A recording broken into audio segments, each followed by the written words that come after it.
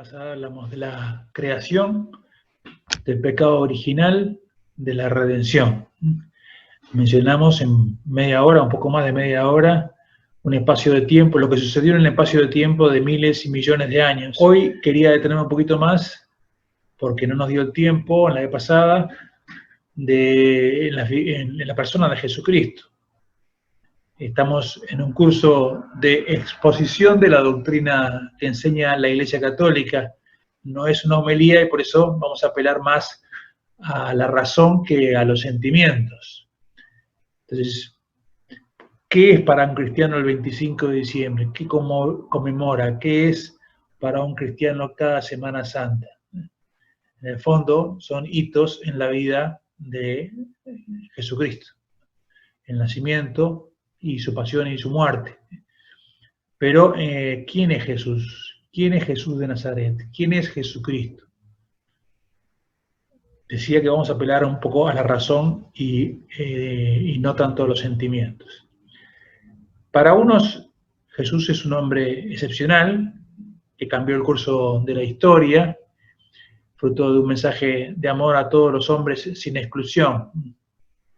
Para otros, Jesús fue un revolucionario que se enfrentó al establishment y que, aunque perdió, se puede decir, dejó abierta, la puerta de la emancipación de todo autoritarismo e injusticia. Para otros, es un enviado de Dios, con su vida y enseñanzas marcó un rumbo ideal en la relación que tienen entre sí los hombres y que tienen los hombres con Dios. Hay muchísimas opiniones acerca de Jesucristo. ¿Qué dice la Iglesia Católica respecto a Jesús? Cosas bien sencillas, bien claras, bien contundentes. Jesús de Nazaret es Dios hecho hombre. La segunda persona de la Santísima Trinidad, que bajó a la tierra para salvar al hombre, a cada hombre, del pecado, del demonio y de la muerte eterna.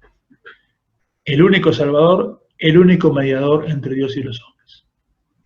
Pero, bueno, esto que dice la Iglesia, ¿tiene algún fundamento? ¿O es una invención humana para buscarle algún sentido a la vida, al dolor, al sufrimiento, a la muerte? ¿No son sublimaciones de deseos interiores de todo hombre los que se manifiestan en esta creencia? ¿No será que ese concepto de Jesús igual Dios se fue construyendo con el tiempo por un entusiasmo colectivo, por su gestión o por un interés de un grupo concreto? ¿O no será, piensa uno, es un mensaje original de Jesús de Nazaret que luego fue deformado al entrar en contacto con la cultura griega y con la cultura romana, tan proclives a ver dioses por todos lados? Entonces, una transformación de ese Jesús, el Jesús histórico, por el Jesús de la fe. Bueno, todo este tema y esta terminología dio pie a un montón de debates en el siglo XIX y también en el siglo XX. Entonces, llegados a este punto, me parece que conviene analizar la validez, la veracidad, la historia de los textos de lo que llamamos el Nuevo Testamento, ¿no? Esa parte de la Biblia que narra la vida de Jesús y que es la principal fuente del conocimiento que se tiene sobre Jesús, que tenemos sobre Jesús. La principal, no la única. Entonces, el Nuevo Testamento es una parte del libro de la Biblia que contiene 27 libros, de los cuales 4 son narraciones de la vida de Jesús, son los conocidos 4 evangelios. Hay un quinto que es los Hechos de los Apóstoles, que es el comienzo de la primitiva cristiandad, de la primera comunidad cristiana, del comienzo de la Iglesia, es el quinto libro del Nuevo Testamento. Luego vienen unas cartas que escribieron los apóstoles, algunos apóstoles, a distintas comunidades o distintas personas, y que especialmente destacan las cartas de San Pablo. Como ya hablamos otra vez en charlas anteriores, Pablo, Saulo de Tarso, perseguidor de la Iglesia, convertido al cristianismo y luego apóstol, se puede decir el 13º apóstol, y quien va a iniciar la evangelización de Europa. Y después tenemos, para terminar, un último libro, que es el libro del Apocalipsis, un libro misterioso, un libro de las revelaciones también se le llama. El libro de las revelaciones es un libro profético, un libro escatológico, que habla sobre el final de la historia, sobre los acontecimientos de los últimos tiempos. Esos 27 libros constituyen el Nuevo Testamento. El análisis de la fecha de composición de cada uno de esos libros, el autor de cada uno de ellos, el idioma original en que fue escrito, es una labor multidisciplinar que realmente llevó el esfuerzo, o reunió el esfuerzo sigue reuniendo de miles y miles y miles de investigadores. No hay texto al que se haya abocado más la humanidad a investigar el texto original, las variaciones, las fechas de composición, el idioma de composición. Bueno, todo ese análisis multidisciplinar, decía, es apasionante, me parece que es apasionante, y llega a una conclusión contundente. Se trata todos los libros del Nuevo Testamento son escritos en el primer siglo de nuestra era, algunos incluso antes del año 50, muy probablemente. Es decir, si uno tiene en cuenta que Jesús muere en el año 30, 33, 36, entre el 30 y el 36 de nuestra era, estamos hablando de libros escritos 20 años después de los acontecimientos, 15 años después de los acontecimientos. En fin, eso es una cercanía enorme. No son libros de texto, sino una somera exposición de lo que vieron y de lo que oyeron los testigos que narran esos acontecimientos, y hay una deliberada intención en ellos de objetividad. Especialmente destaca esa frialdad de análisis en algunos de los textos de San Lucas. San Lucas escribió dos, uno el tercer evangelio y el otro los Hechos de los Apóstoles. Bueno, todo esto asociado a que casi la totalidad de los autores de esos textos, autores materiales de esos textos, dieron su vida por defender lo que habían escrito y la veracidad de lo que cuentan. Todo esto da a esos textos un grado de validez como no tienen ningún otro libro de la antigüedad. Les voy a pasar ahora bueno, lo hago ya mismo, un análisis que saqué de un libro de estudio de la antigüedad de los libros del Nuevo Testamento, y la tabla comparativa entre los manuscritos del Nuevo Testamento y los diferentes documentos históricos según George Dowell, y ahí está la reseña. Y fíjense una cosa, fíjense que, por ejemplo, Julio César. Julio César escribió La Guerra de las Galias, el comentario de la Guerra de las Galias, y de ese libro, que está escrito en el año 50 o 52 antes de Jesucristo, se conservan 10 manuscritos, hasta en la actualidad, 10 manuscritos. O sea, que manuscritos estamos en referencia, todavía no, de escritos hechos antes de la invención de la imprenta. Bueno, y de esa obra específicamente, hasta el día de hoy se conservan 10 manuscritos. La redacción original está, decía, en el año 52, 50 antes de Cristo. Acá dice decía en el 44 antes de Cristo. Pero relata la visión de Julio César sobre ese acontecimiento concreto que es la guerra en las Galias, ¿no? Bueno, el manuscrito que se conserva más antiguo, de esos 10 que están aquí, de esos 10, el más antiguo data del 900 después de Jesucristo. Quiere decir que ese manuscrito, el más antiguo de la Guerra de las Galias, tiene 950 años de separación entre el acontecimiento, o mejor dicho, entre la fecha de escrito de la Guerra de las Galias, del comentario de la Guerra de las Galias, y ese manuscrito. Bueno, así podemos ver Tácito, los análisis de Tácito, manuscritos se conservan están escritos 100 años después de Cristo. Y el manuscrito más antiguo es del 1100 de nuestra era. Es decir, tiene una separación entre la fecha de escritura y la fecha del más antiguo manuscrito de 1000 años. El Nuevo Testamento, los libros del Nuevo Testamento, se conservan más de 24.000 manuscritos. La redacción original está entre el año 40 y el 100 después de Cristo, es decir, en los últimos 60 años del primer siglo. Todos fueron reescritos en esa fecha.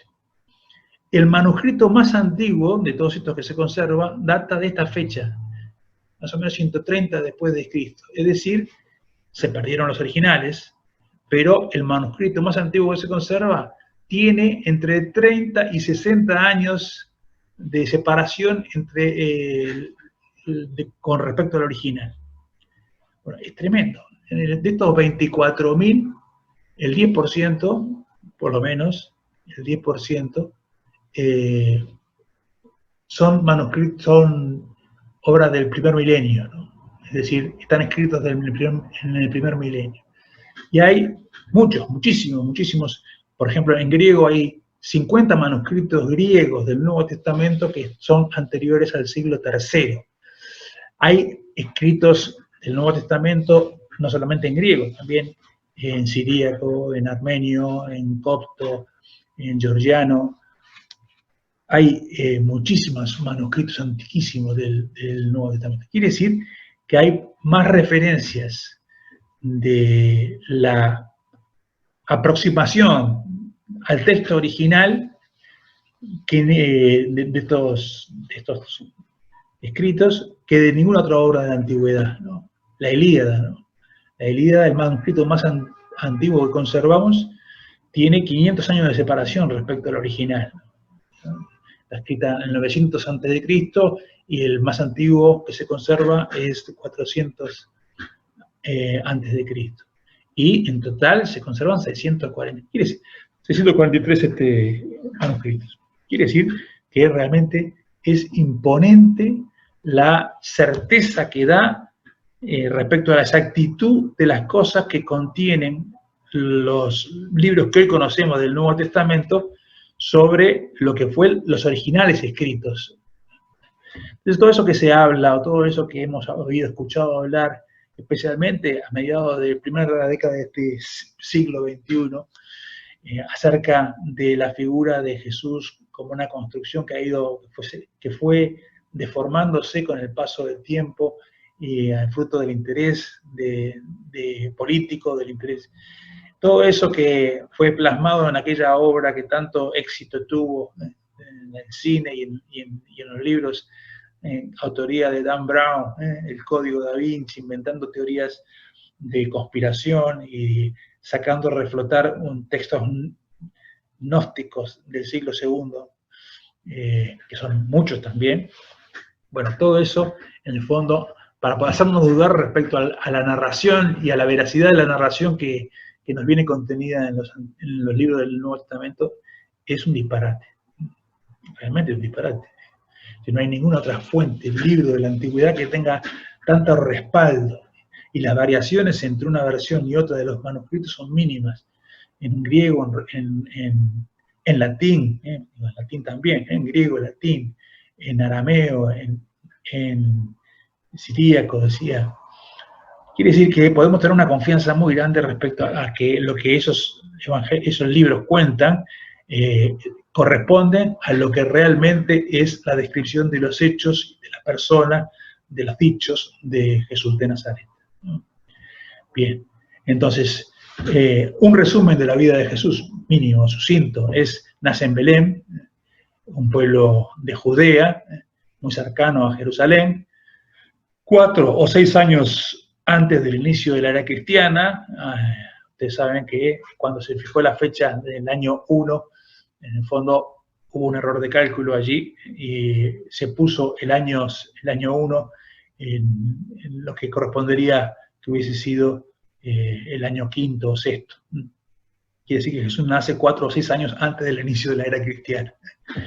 Es perseguido, desde apenas nacido, vive un tiempo en Egipto, luego que muere Herodes el Grande, uno de los Herodes, de los varios Herodes que aparecen en la historia de Israel, muerto Herodes el Grande, que fue el que lo persiguió al principio, vuelve a Nazaret, de donde está, vive hasta los 30 años, y a los 30 años abandona su pueblo y comienza a predicar, a curar durante 3 años. La vida pública de Jesús de Nazaret lleva más o menos esos 3 años.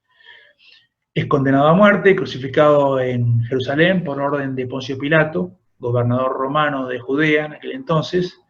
Viene la precisión de las autoridades civiles especificada especialmente en el Evangelio de San Lucas. La víspera de la Pascua judía muere crucificado.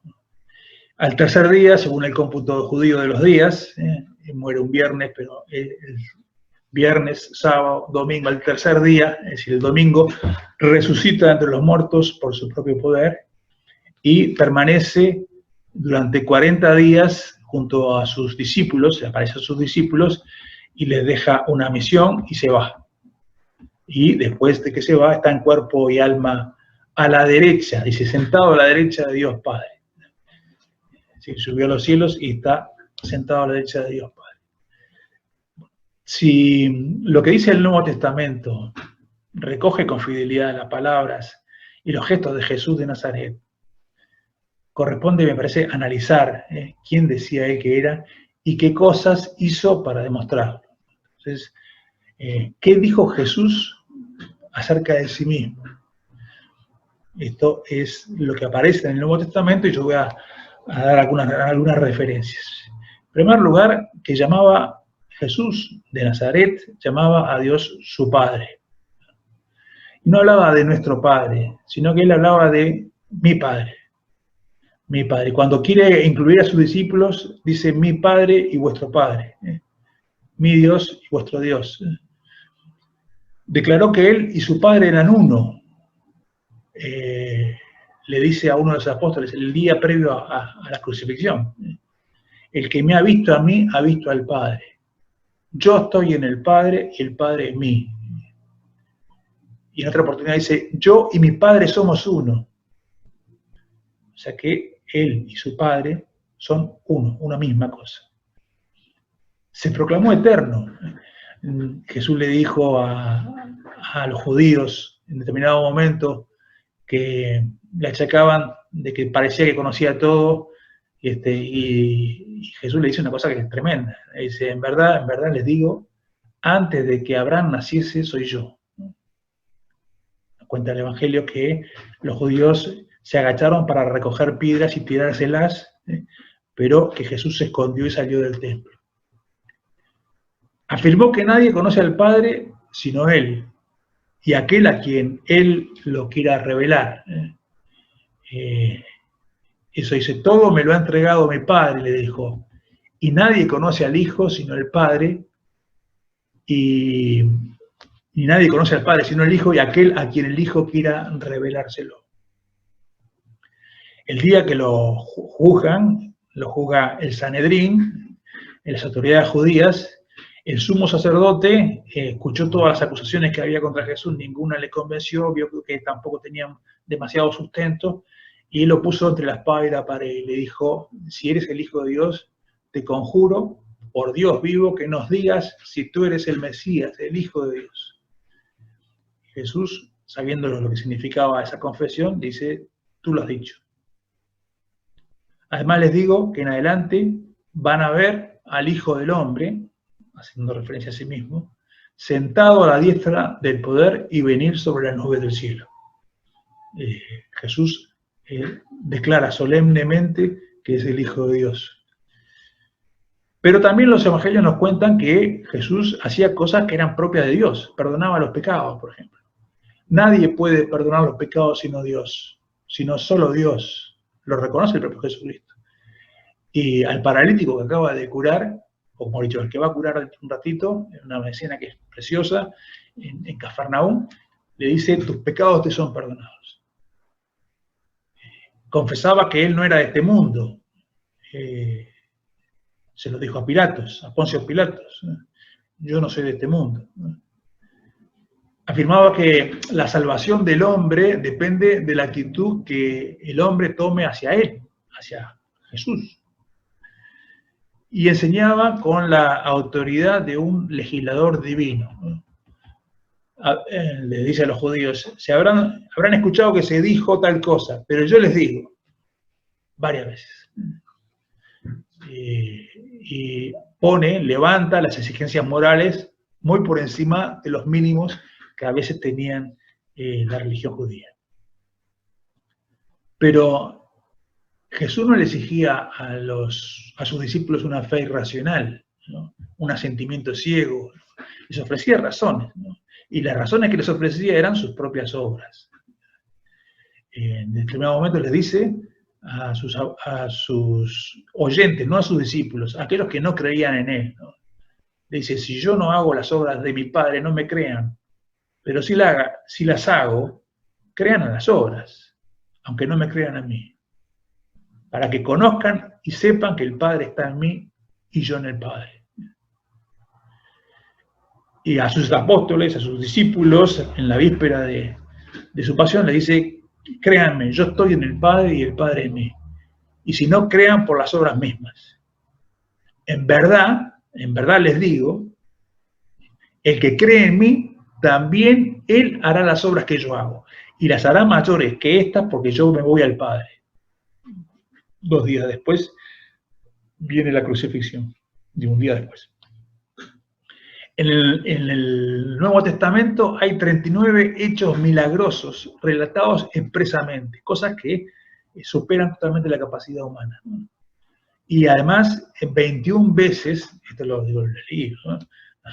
No las conté yo, 21 veces que los evangelios consignan que Jesús hizo otros muchos portentos. Milagros que manifiestan un dominio absoluto sobre la enfermedad, la muerte, los elementos de la naturaleza, el mar, por ejemplo, camina sobre el mar, hace que se aplaque el mar revuelto, los árboles, nos acordamos de la higuera, que se secó inmediatamente después que Jesús la maldijo porque no daba frutos, el viento que para de repente y se calman, los peces, bueno, que aparecen cuando no estaba y ocurren 2 pescas milagrosas, bueno, en otros pasajes también, milagros que no solo son anunciados por los apóstoles, sino también reconocidos por sus propios enemigos en el Evangelio, ¿no? Los que los van a jugar dicen, bueno, que hace milagros es algo patente y no lo podemos negar.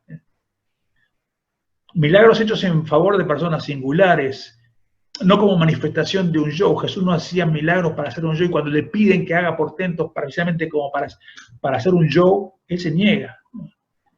Él hace milagros para confirmar con obras una cosa que quiere dejarles claro, ¿no? Para confirmarle con hechos una doctrina, ¿no? Así pasa con el paralítico, a quien cura después de haberle dicho tus pecados te son perdonados, gran murmullo. ¿Quién puede perdonar los pecados? Este tipo estaba blasfemando. Y Jesús le dice, bueno, para que sepan que tengo poder para perdonar los pecados, le dice al paralítico, agarrá, levantate, toma tu camilla y andate. Y muchas otras cosas. El Señor exige fe, Jesús exige fe antes de hacer un milagro, pide. A ver, ¿creen que lo puedo hacer? Como prueba definitiva, luego de haberlo anunciado varias veces, los discípulos lo entendían perfectamente, pero no, es decir, lo entendían, lo escuchaban perfectamente, pero no lo entendían, no entendían qué significaba lo que le estaba diciendo. Luego de haberlo anunciado varias veces, muere crucificado y resucita al 3er día. Entonces, queda claro que el cristianismo irrumpe repentinamente en el mundo, no solo anunciando una doctrina maravillosa de amor de Dios por los hombres, de esperanza, de vida eterna de un Dios misericordioso, sino de un Dios que tanto amó al mundo, que se hizo hombre y que para salvarlo murió cruelmente en una cruz y resucitó por su poder el 3er día.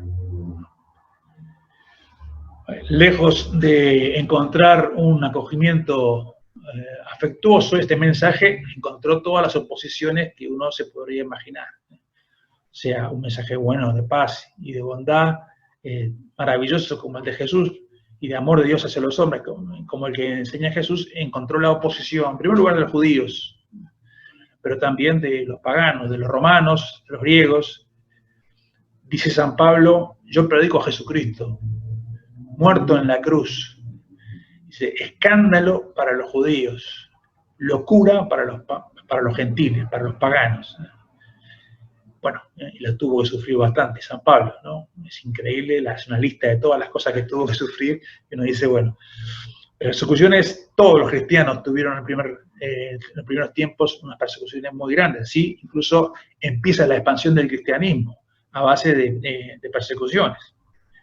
persecuciones muy crueles, con proscripciones, destierros, con muerte. El primero de todos ellos, un cristiano de origen griego, Esteban, pero que hace que se produzca una gran dispersión de cristianos de esa iglesia naciente en la primera década del cristianismo, y que se van para todos lados. Bueno, y en el seno mismo de la iglesia naciente, que empieza a transmitir el mensaje de Jesucristo, también se levantan voces que intentan suavizar el mensaje de Jesús, ¿no? Los apóstoles tienen que salir al cruce una y otra vez de los errores que algunos cristianos propagan acerca de Jesús, de si es verdadero Dios, de si es verdadero hombre, si murió realmente, si realmente resucitó. Bueno, y lo mismo pasa hoy, ¿no? Miles de personas se toman en serio y dan fruto en consecuencia. Muchísimas personas lo acomodan a Jesucristo a su gusto, en el fondo le sacan aquellas cosas de sus enseñanzas que les cuesta más vivir, entonces le van quitando lo que les resulta más molesto y se quedan con una imagen muy, muy elemental de Cristo.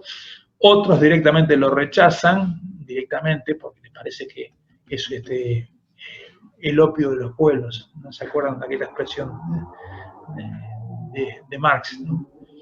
Directamente lo rechazan, demasiado lo ignoran. Demasiado lo ignoran.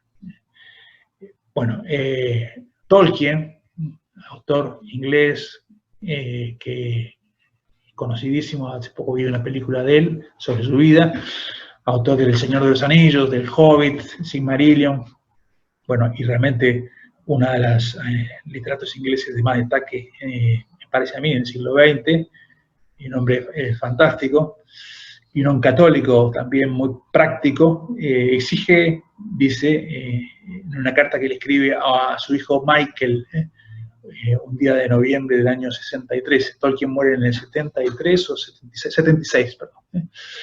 Le escribe una carta a su hijo Michael y le dice, hablando de las dudas de fe, parece que le había manifestado en su momento su hijo, le dice, exige una fantástica voluntad de incredulidad suponer que Jesús nunca realmente tuvo lugar, y más todavía suponer que nunca dijo las cosas que de él se han registrado. Tan incapaz era nadie en el mundo de aquella época de inventarlas, tales como, antes de que Abraham existiera, yo soy, o el que me ha visto, a mí ha visto al Padre.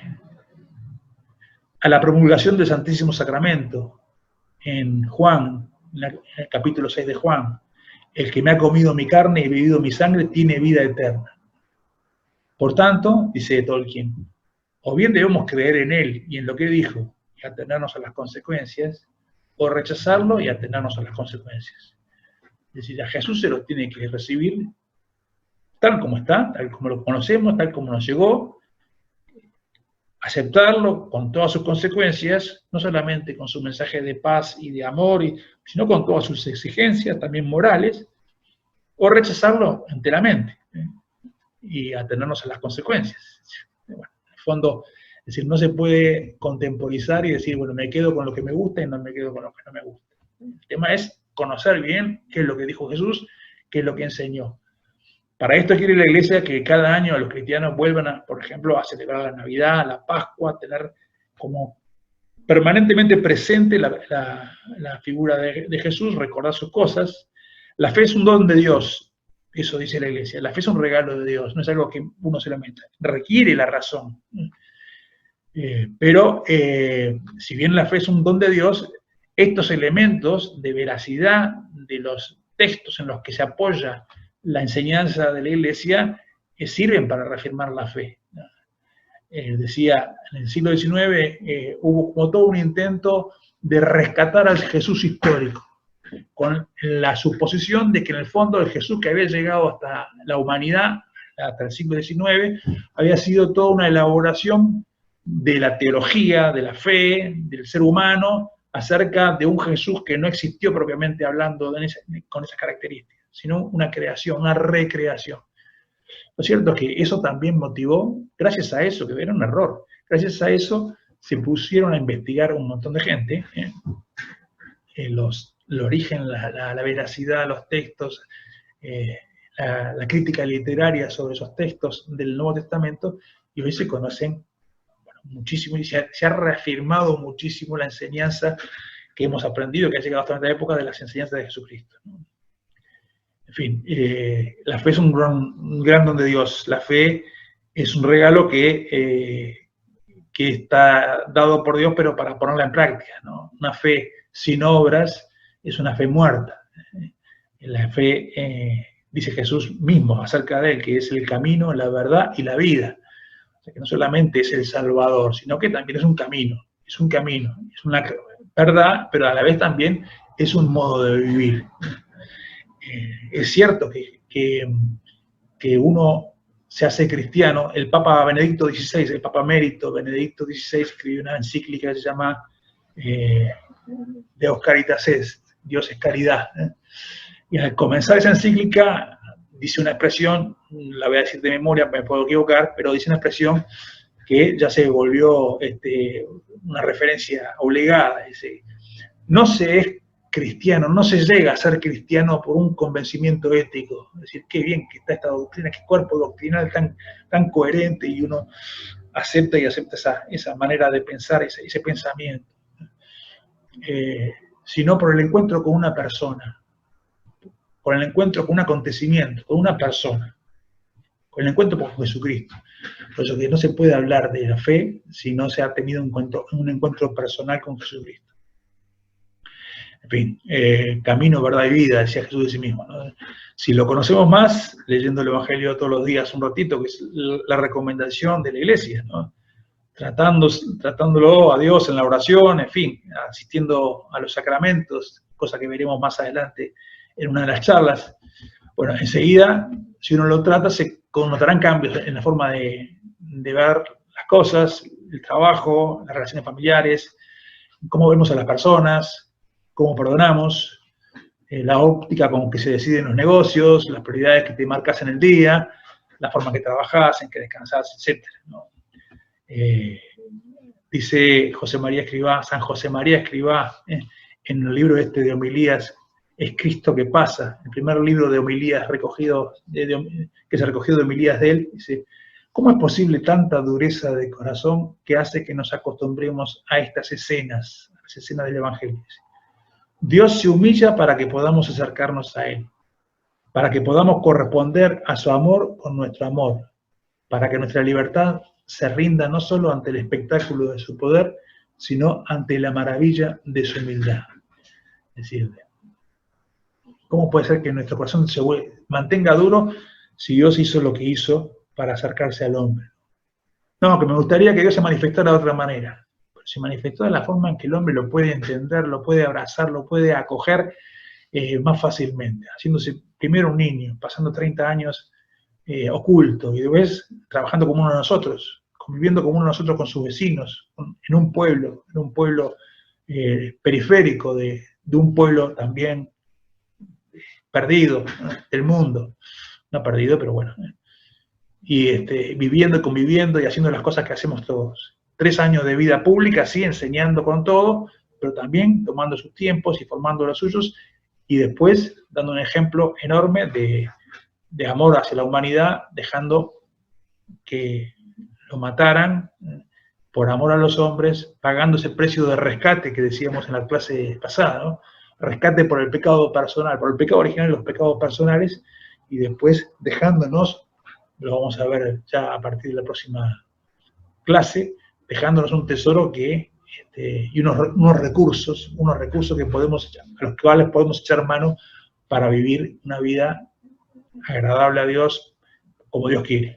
Bueno, me fue un poquito de tiempo, pero bueno, podríamos hablar de Jesucristo, un montón de cosas. Un tema que es interesantísimo es ver en qué medida se puede mostrar la divinidad de Jesucristo y hasta qué punto se puede mostrar la divinidad de Jesucristo, pero eso daría para otro tipo de ciclo de charlas. Nos vemos en la próxima charla.